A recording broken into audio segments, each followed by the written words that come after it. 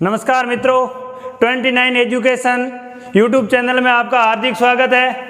आज हम प्रागैतिहासिक काल के जो भाग 4 को पढ़ेंगे, जिसमें नवपाषाण काल को देखेंगे।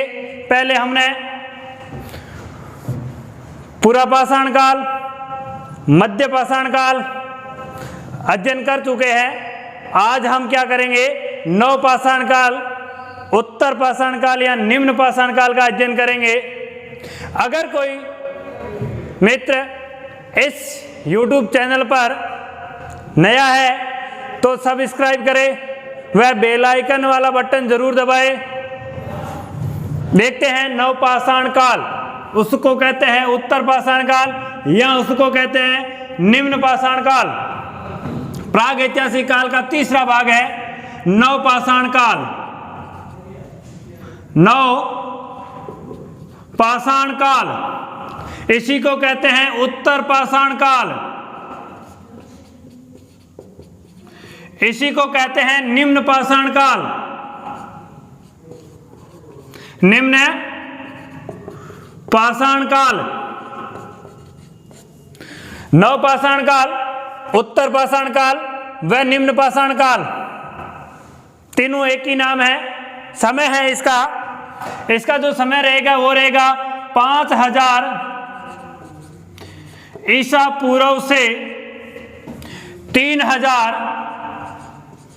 ईसा पूर्व का जो समय है वो रहेगा नवपाषाण काल का। इससे पहले हमने पढ़ा मध्यपाषाण काल का, उसका समय था 12000 से 5000 ईसा पूर्व। उससे पहले हमने पढ़ा पुरापाषाण काल, जिसका समय 25 लाख से लेकर 12000 ईसा पूर्व था। यह है नवपाषाण काल। नवपाषाण काल है भारत के अंदर सर्वप्रथम लानवे सूरियर द्वारा सन 1860 में खोजा गया क्षेत्र है, जो है टोंस नदी के किनारे। यानी नवपाषाण काल की खोज, नवपाषाण काल की खोज या नवपाषाण काल के उपकरणों की खोज, नवपाषाण काल के उपकरणों की खोज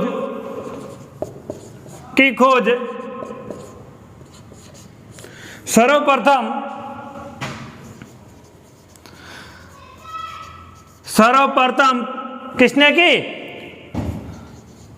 लुनमे सियर ने। कब की? तो ये की है सन 1860 में। लुनमे सियर ने सन 1860 में की थी। यानी नवपाषाण काल का प्रथम खोजा गया इत्र है वो है टोंस नदी। कहां पर खोज की गई?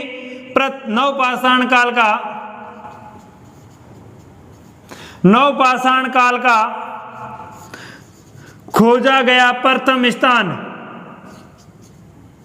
खोजा गया प्रथम स्थान था वो था टोंस नदी। कौन सी नदी थी? टोंस नदी पर खोजा गया था। ये जो टोंस नदी है ये पड़ती है उत्तर प्रदेश में। कहाँ है? उत्तर प्रदेश में।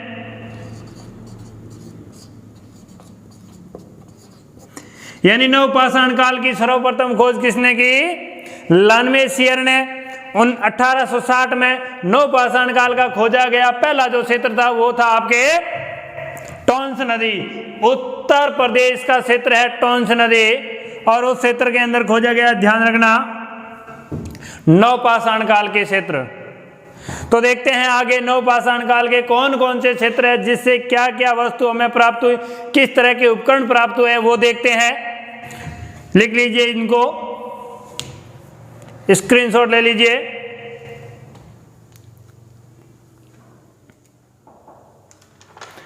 ले लिया। आगे देखते हैं नवपाषाण काल के अंदर हमने देखा नवपाषाण के प्रथम चरण में अग्नि का आविष्कार हुआ। यानी भारत में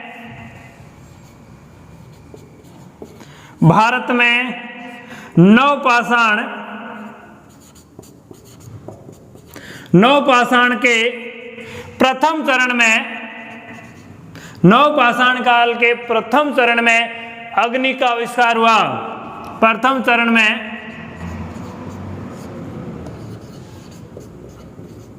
अग्नि का आविष्कार हुआ।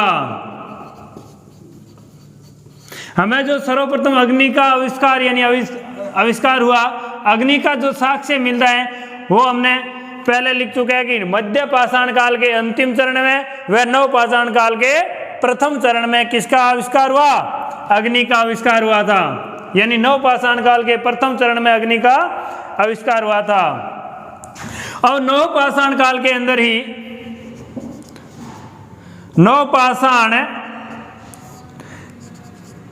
नवपाषाण काल में मेहरगढ़ वर्तमान में पड़ जाता है बलूचिस्तान। मेहरगढ़ बलूचिस्तान में कृषि के अवशेष प्राप्त हुए। नवपाषाण काल में मेहरगढ़ बलूचिस्तान से कृषि के साक्ष्य मिले। कृषि के साक्ष्य मिले।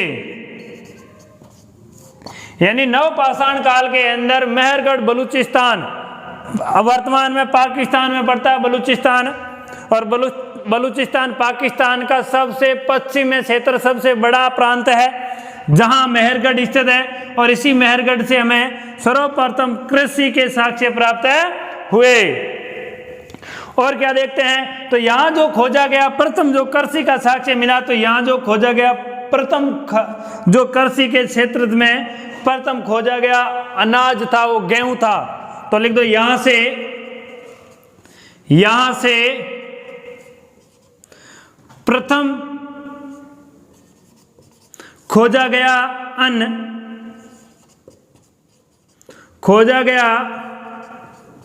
अन्न गेहूं था। कौन सा था? गेहूं। यानी नवपाषाण काल के अंदर जो कृषि का अगर देखा जाए तो प्रथम साक्ष्य जो हमें किसका मिला? गेहूं का मिला। और गेहूं में ये मिला कहां से था? तो ये मिला था मेहरगढ़। और मेहरगढ़ कहां है? बलूचिस्तान पाकिस्तान में है। वहां से हमें क्या मिला था? कृषि के साक्ष्य प्राप्त हुए। ले लीजिए स्क्रीनशॉट, फिर आगे बढ़ते हैं।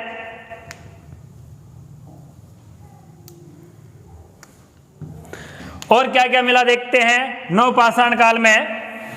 तो देखो नवपाषाण काल के अंदर हमने कहा कि मेहरगढ़ से कृषि के साक्ष्य मिले, और मेहरगढ़ से ही हमें सबसे पहले यानी पालतू पशु भैंस के साक्ष्य प्राप्त हुए। मेहरगढ़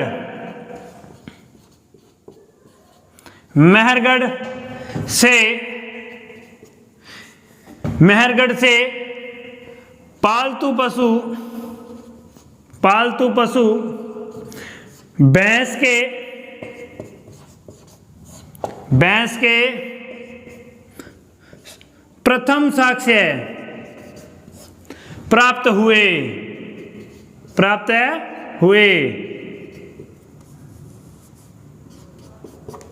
यानी मेहरगढ़ से ही हमें पालतू पशु भैंस के साक्ष्य प्राप्त हुए। और देखा जाता है कि मेहरगढ़ है जो किस नदी घाटी के किनारे पर है? तो लिख दो मेहरगढ़ बोलन नदी घाटी के किनारे पर स्थित है। बोलन नदी के किनारे पर स्थित है। या मेहरगढ़ प्राचीन क्षेत्र था, तो मेहरगढ़ बोलन नदी के किनारे पर था। कहां पर? बोलन नदी। एक हमने पहले लिखा था बेलन नदी जहां इलाहाबाद यूपी के अंदर है, ये बोलन नदी है जो मेहरगढ़ स्थित था वहां बलूचिस्तान के अंदर। और दूसरे नंबर अगर पूछा जाए कि मेहरगढ़ के अंदर गेहूं के साथ और कौन से फसल की खेती यानी किसकी कृषि की गई, तो गेहूं के साथ साथ कपास के साक्ष्य भी मिले। तो लिख दो मेहरगढ़ से मेहरगढ़ से गेहूं के साथ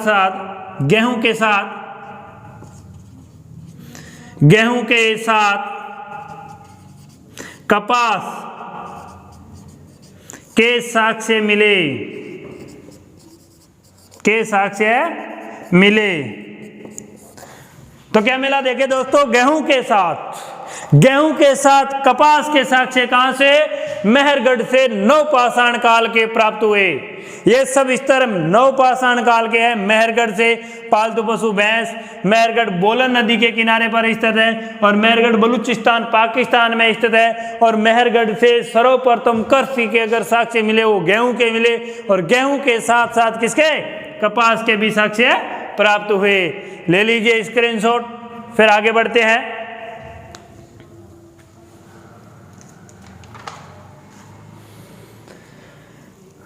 अब और आगे देखते हैं कि नवपाषाण काल के जो उपकरण थे उसमें भी क्या था? वो पोलिशदार थे, यानी पोलिश किए हुए थे। अधिकांश लगभग सभी जो अपने क्या थे उपकरण प्राप्त हुए पोलिशदार थे, तो इसलिए इसको पोलिशदार संस्कृति के नाम से भी जाना जाता है। यानी नवपाषाण के समस्त उपकरण, नवपाषाण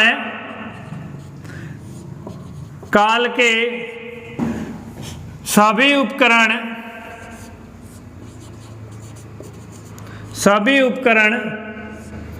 पोलिश किए हुए थे। पोलिश किए हुए प्राप्त हुए। अब जैसे पोलिश किए हुए थे तो इसी काल को पोलिशदार संस्कृति भी कहते हैं, पोलिशदार उपकरणों वाली संस्कृति भी कहते हैं। नवपाषाण काल को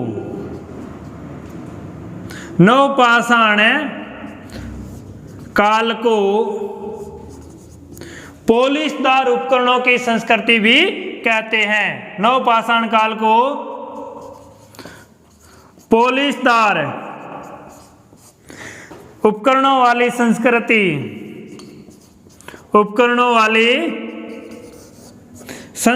भी कहते हैं।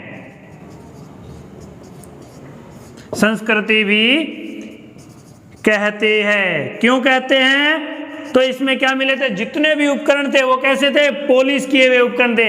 यानी मैंने आपको पहले ही बताया था कि भाई जितने भी उपकरण, यानी इस काल को हम अलग अलग भागों में विभक्त करते हैं, तो विभक्त करने का मुख्य कारण क्या था कि उसके अंदर जो उपकरण प्राप्त हुए उन उपकरणों में आकार में और तथा उनकी आकृति में परिवर्तन थे। आकार व आकृति में पहले क्या था? पूरा पाषाण काल में यूं ही पत्थर ले लिए थे, फिर उसके बाद में और पत्थर में आकार में छोटे छोटे भाग हुए थे। जैसे हमने पहले लिखा था शलक आधारित, फिर फलक आधारित, इस तरह से वेदनी, वेदक, खुर्चनी, ऐसे अलग अलग आकार में परिवर्तन हुए। और इसी के आधार पर हमने क्या किया? पाषाण काल को विभक्त किया। तो इसके अंदर जो उपकरण प्राप्त हुए वो कैसे थे? पोलिशदार। याद रखना, नवपाषाण काल के अंदर कौन से थे? पोलिशदार। इसलिए इसे कहते हैं पोलिशदार संस्कृति। नवपाषाण काल को समय 5000 ईसा पूर्व से 3000 ईसा पूर्व। पोलिशदार संस्कृति का समय पूछ लिया जाए तो 5000 ईसा पूर्व से 3000 ईसा पूर्व। अगर इसी के अंदर पूछ लिया जाए किस काल को पोलिशदार संस्कृति कहते हैं, तो नवपाषाण काल, उत्तर पाषाण काल, और इसी को कहते हैं निम्न पाषाण काल। ले लीजिए स्क्रीनशॉट, फिर बढ़ते हैं आगे।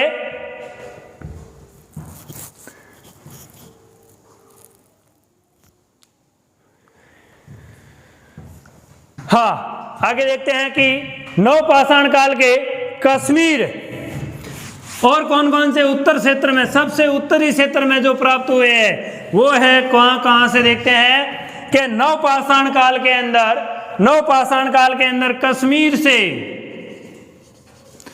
कश्मीर के ब्रुजहोम व गुफर काल से अनाज पीसने अनाज पीसने व वस्त्र सीलने के उपकरण प्राप्त हुए। वस्त्र सीलने के उपकरण प्राप्त हुए।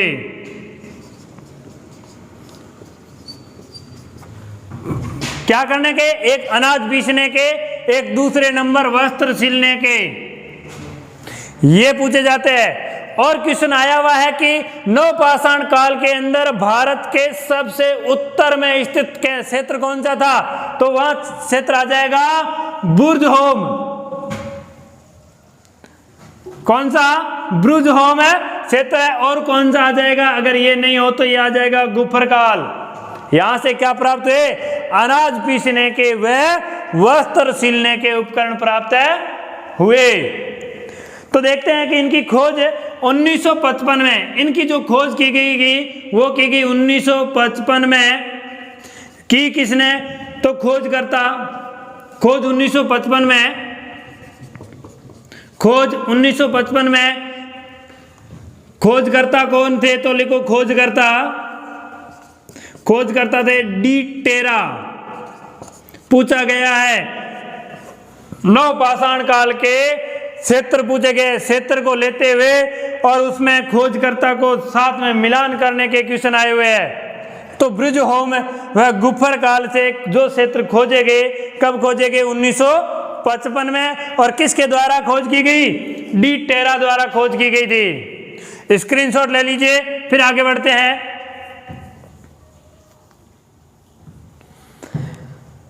हाँ, आगे देखते हैं और इससे क्या मिला, बड़ा इंपॉर्टेंट है। कश्मीर के बुर्जहोम से, कश्मीर के बुर्जहोम से हमें मिला है मालिक के साथ, मालिक के साथ उसके प्रिय पालतू जानवर कुत्ते का शव, यानी मालिक के साथ कुत्ते को दफनाया गया। इस प्रकार का हमें साक्ष्य नवपाषाण काल में बुर्जहोम से मिला। कश्मीर के बुर्जहोम, कश्मीर के बुर्जहोम से मालिक के साथ, मालिक के साथ कुत्ते को दफनाने का, कुत्ते को दफनाने के साक्ष्य मिले, साक्ष्य मिले। नवपाषाण काल का कई बार पूछा गया क्वेश्चन है कि मालिक के साथ यानी मनुष्य के साथ दफनाए हुए कुत्ते के साक्ष्य नवपाषाण काल या पूरे पाषाण काल या प्रागैतिहासिक काल में कहां से प्राप्त हुआ? तो बुर्जहोम से प्राप्त हुआ। बड़ा इंपॉर्टेंट है, पूछा गया क्वेश्चन है कि कश्मीर के अंदर नहीं, बुर्जहोम से नवपाषाण काल के क्या मिला? मालिक के साथ कुत्ते को दफनाने के साक्ष्य प्राप्त हुए। नवपाषाण काल में मालिक के साथ कुत्ते को दफनाने के साक्ष्य बुर्जहोम से प्राप्त हुए। आगे देखते हैं और क्या प्राप्त हुआ है कि कश्मीर के जो बुर्जहोम है, ये इसमें लिख दो, यह भारत का, यह भारत का नवपाषाण काल, नवपाषाण काल में, यह भारत का नवपाषाण काल में खोजा गया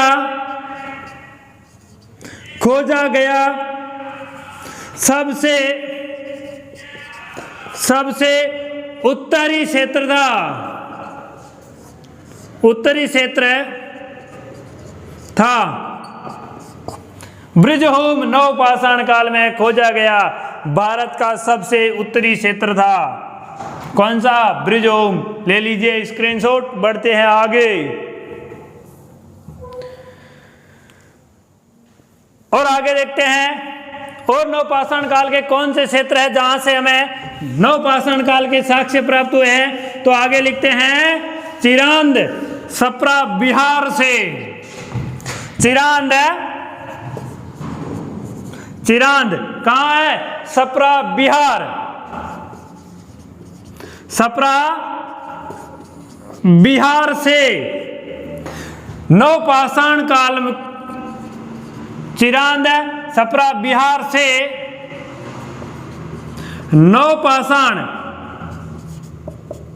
नवपाषाण काल के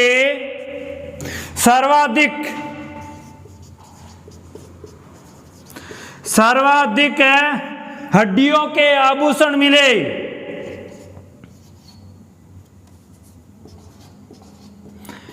हड्डियों के आभूषण मिले, आभूषण मिले।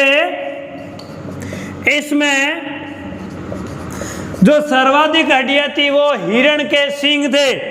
इसमें सर्वाधिक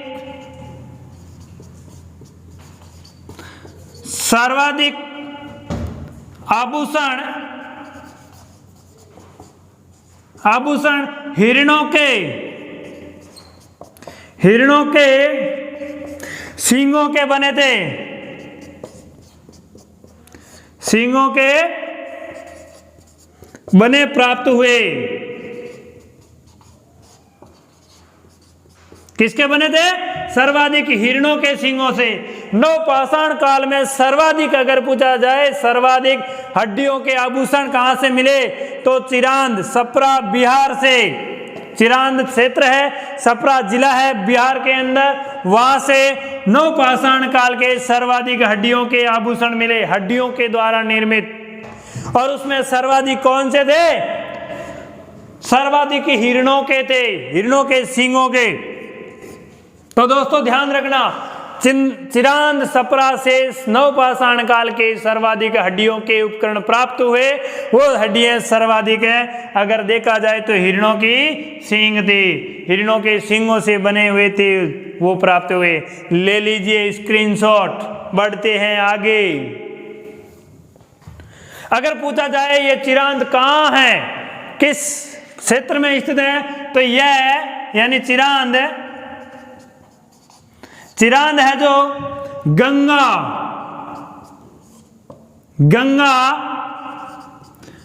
घाघरा व गंडक नदी के संगम पर है। नदी के संगम पर स्थित है।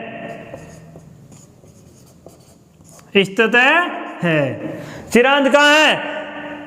गंगा नदी, घाघरा नदी व गंडक नदी के तीनों के संगम पर स्थित है चिरांद बिहार, सप्रा बिहार के अंदर। देख लीजिए, फिर बढ़ते हैं आगे।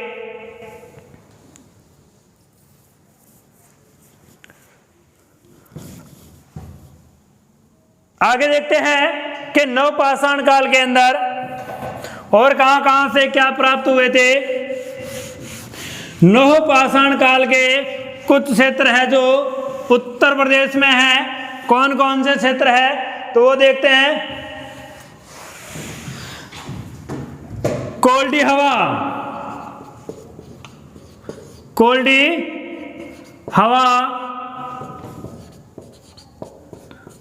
पंचोद, कोल्डी हवा, पंचोद व महगड़ा, ये जो क्षेत्र है ये इलाहाबाद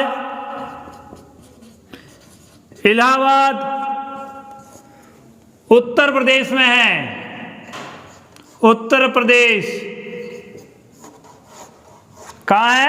कोल्डी हवा, पंचोद, महगढ़ा, इलाहाबाद उत्तर प्रदेश में बेलन नदी घाटी में स्थित है। उत्तर प्रदेश में बेलन नदी घाटी में स्थित है। क्वेश्चन पूछा गया है कि कोल्डी हवा किस नदी घाटी से संबंधित है? नवपाषाण कालीन क्षेत्र कोल्डी हवा किस नदी घाटी से संबंधित है? बेलन, मेहरगढ़, बोलन नदी घाटी से। मेहरगढ़ कहाँ? बोलन नदी घाटी से। नवपाषाण काल का प्रथम साक्ष्य हमें मिला, वो है टोंस नदी घाटी। तो याद रखना, कोल्डी हवा बेलन नदी घाटी से है। और देखते हैं कि कोल्डी हवा से हमें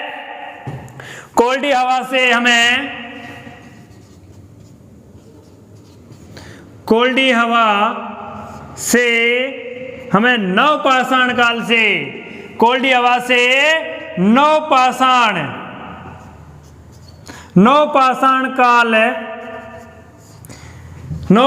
काल के यानी 6000 ईसा पूर्व के सर्वप्रथम धान यानी चावल के प्रथम साक्ष्य मिला। चावल का प्रथम साक्ष्य मिला। कोल्डी हवा से क्या मिला हमें? नवपाषाण काल के 6000 ईसा पूर्व यानी नवपाषाण काल का प्रथम चरण व मध्य पाषाण काल का अंतिम चरण, वहां के हमें क्या मिला? धान के साक्ष्य मिले, चावल के साक्ष्य सर्वप्रथम हमें नवपाषाण काल के अंदर कोल्डी हवा से मिला। बड़ा इंपॉर्टेंट है, पूछा भी गया है कि नवपाषाण काल के अंदर सर्वप्रथम चावल के साक्ष्य यानी धान के साक्ष्य किस नदी घाटी से प्राप्त हुआ है? नदी घाटी, बेलन नदी घाटी क्षेत्र कौन सा? कोल्डी हवा, और वर्तमान में इलाहाबाद उत्तर प्रदेश में था। ले लीजिए स्क्रीनशॉट। बढ़ते हैं आगे।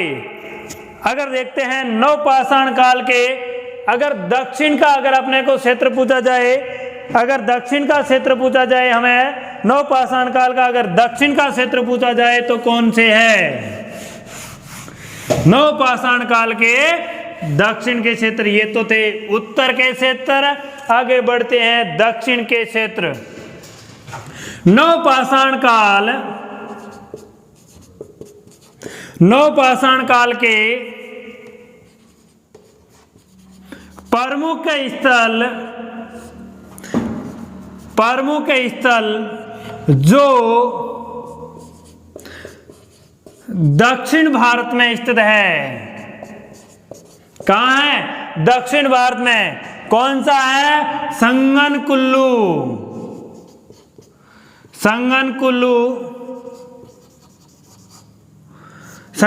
कहां है? कर्नाटक में। अगर संगनकुल्लू कर्नाटक में है, आगे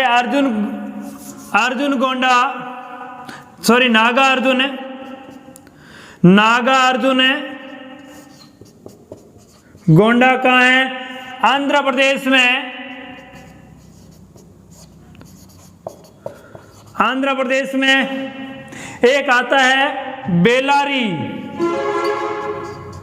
बेलारी क्षेत्र कहां है? कर्नाटक में। ये जो क्षेत्र है, तीनों क्षेत्र है, ये नवपाषाण काल के प्रमुख स्थल है जो दक्षिण भारत में स्थित है। इसमें जो बेलारी है वो सबसे ज्यादा सर्वमान्य यानी प्रसिद्ध है, महत्वपूर्ण है। बेलारी दक्षिण भारत का नवपाषाण काल सबसे महत्वपूर्ण है, पूछा भी गया है। बेलारी कर्नाटक नवपाषाण काल का दक्षिण भारत में महत्वपूर्ण स्थल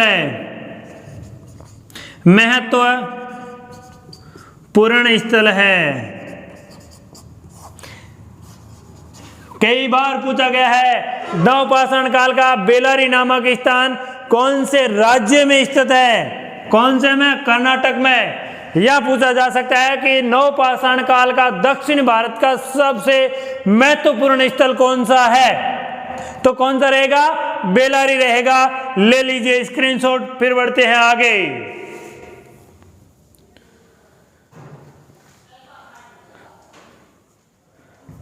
आगे देखते हैं कि एक नवपाषाण काल का और क्षेत्र है जो दक्षिण भारत में है, यानी दक्षिण भारत में कर्नाटक के दक्षिण भारत में कर्नाटक के पक्लिटल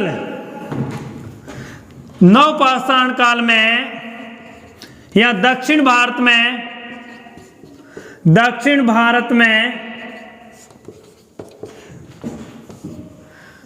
कर्नाटक के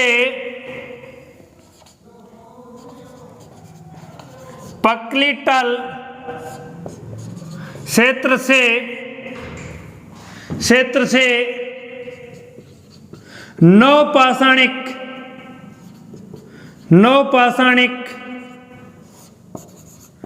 काल के भस्म के टीले मिले। भस्म का मतलब है ये अंतिम संस्कार कह दो या कुछ जलाया हुआ कह दो, ये अंत्येष्टि कह दो, उसके क्या मिले? टीले मिले, टीले प्राप्त हुए। पूछा गया है प्राप्त हुए, यानी दक्षिण भारत के अंदर नवपाषाणिक काल जहां से भस्म के टीले, राख के टीले मिले, वो कौन सा क्षेत्र था? पक्लिटल। कौन से राज्य में? कर्नाटक के अंदर था। कौन से राज्य में?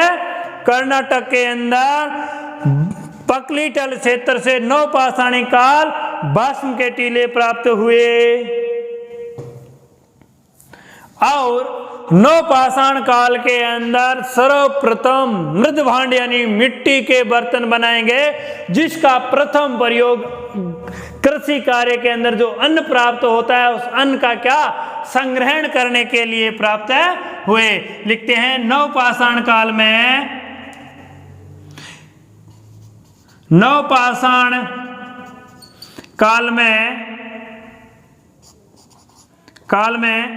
अनाज को एकत्रित करने के लिए या अनाज को इकट्ठा करने के लिए या अनाज को संग्रहित करने के लिए नवपाषाण काल में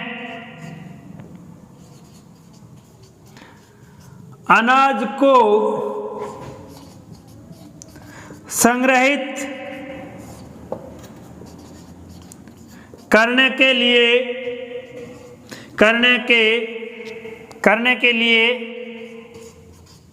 मृद भांडों यानी मिट्टी के बर्तनों का निर्माण किया गया। मृद भांडों या इसी को कहते हैं मिट्टी के बर्तन। मिट्टी के बर्तनों का निर्माण, मृद भांडों का निर्माण शुरू हुआ।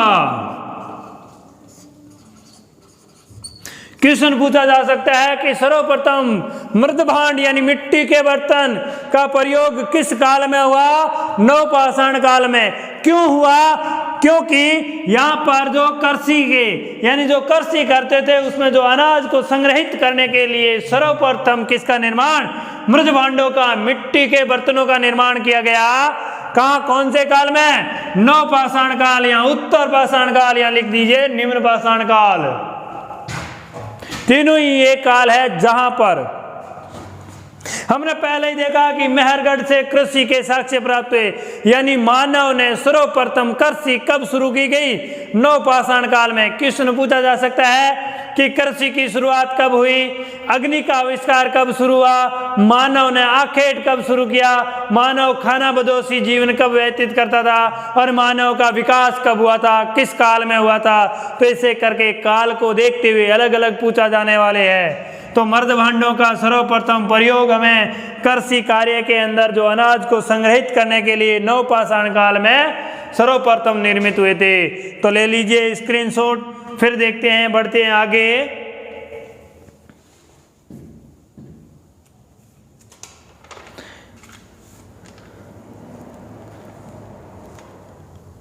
आगे देखते हैं कि नवपाषाण काल के अंदर हमें महत्वपूर्ण औजार कौन कौन से प्राप्त हुए, वो देखते हैं कि नवपाषाण काल के अंदर कौन कौन से औजार थे जो महत्वपूर्ण थे, जो औजार काम में लिए जाते थे आखेट के लिए या किसी वस्तु को तोड़ने के लिए। नवपाषाण काल के अंदर जितने भी हमें उपकरण मिले थे वो सब पॉलिशदार थे। पोलिशदार उपकरण मिले थे, इसलिए इसको पोलिशदार संस्कृति के नाम से जाना जाता है। कौन कौन से मिले हैं तो देखते हैं। नवपाषाण काल के उपकरण, नवपाषाण काल के उपकरण, नवपाषाण काल के प्रमुख उपकरण या इन्हीं को कह सकते हैं औजार। औजार जो किससे निर्मित थे? पाषाण यानी पत्थर से निर्मित थे, जो पत्थर से निर्मित थे, निर्मित थे, पत्थर से निर्मित थे, औजार मिले थे। कौन कौन से मिले तो लिखते हैं। एक सेल्ट, दूसरे नंबर कुल्हाड़ी, दूसरे नंबर क्या? कुल्हाड़ी। नंबर 3, पहला नंबर सेल्ट, दूसरे नंबर कुल्हाड़ी, तीसरे नंबर बसूले, तीसरे नंबर क्या मिला? बसूले। और 4 नंबर पे जो मिला उसको कहते हैं सैनी। सैनी का प्रयोग सर्वप्रथम पत्थर को तोड़ने के लिए जो हम प्रयोग करते हैं वो सर्वप्रथम बनाई गई नवपाषाण काल में। कब बनाई गई? नवपाषाण काल में। कुल्हाड़ी को हमने पहले पुरापाषाण काल में देख लिया, चापार चोपिंग व हस्त कुठार। मद्रास के पास में पकलम क्षेत्र से मिले थे। कहां से? पकलम क्षेत्र से मिले। मद्रास के अंदर कुल्हाड़ी सैनी का सर्वप्रथम प्रयोग कब हुआ? नवपाषाण काल में। और बसूले का और सेल्ट का भी प्रयोग नवपाषाण काल में हुआ था। नवपाषाण काल के अंदर जो लोग कार्य करते थे, इसके अंदर कृषि कार्य के अंदर रागी का महत्वपूर्ण प्रयोग है। रागी का पूछा गया कई बार कि रागी का सर्वप्रथम जो कार्य कृषि कार्य के अंदर प्रयोग में लिया जाता था, किस क्षेत्र में लिया जाता था? तो कौन से क्षेत्र में? नवपाषाण काल में। तो एक लिख दो, रागी का प्रथम साक्ष्य नवपाषाण काल से मिला,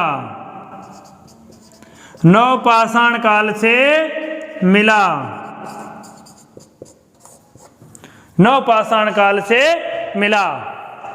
तो दोस्तों आज हमने नवपाषाण काल को किया, प्राग ऐतिहासिक काल या पाषाण काल।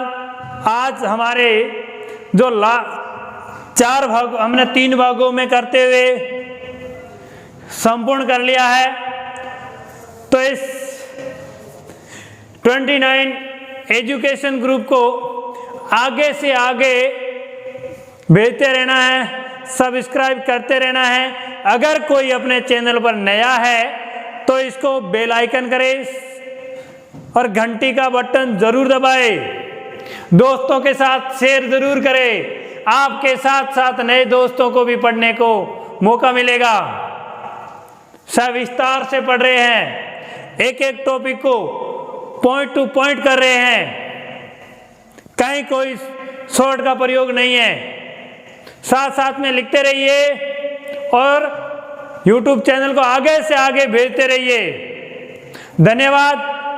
आगे है जो हम करेंगे कल अगले जो क्लास में पाषाण काल या प्राग ऐतिहासिक काल के कौन कौन से क्वेश्चन है जो पहले परीक्षाओं में पूछे गए थे, चाहे परीक्षा कोई भी हो जिसमें नवपाषाण काल टॉपिक है, पाषाण काल प्राग ऐतिहासिक काल टॉपिक है, उससे संबंधित कितने क्वेश्चन पूछे गए हैं, कितने महत्वपूर्ण क्वेश्चन है, वो हम अगली क्लास में करेंगे। धन्यवाद।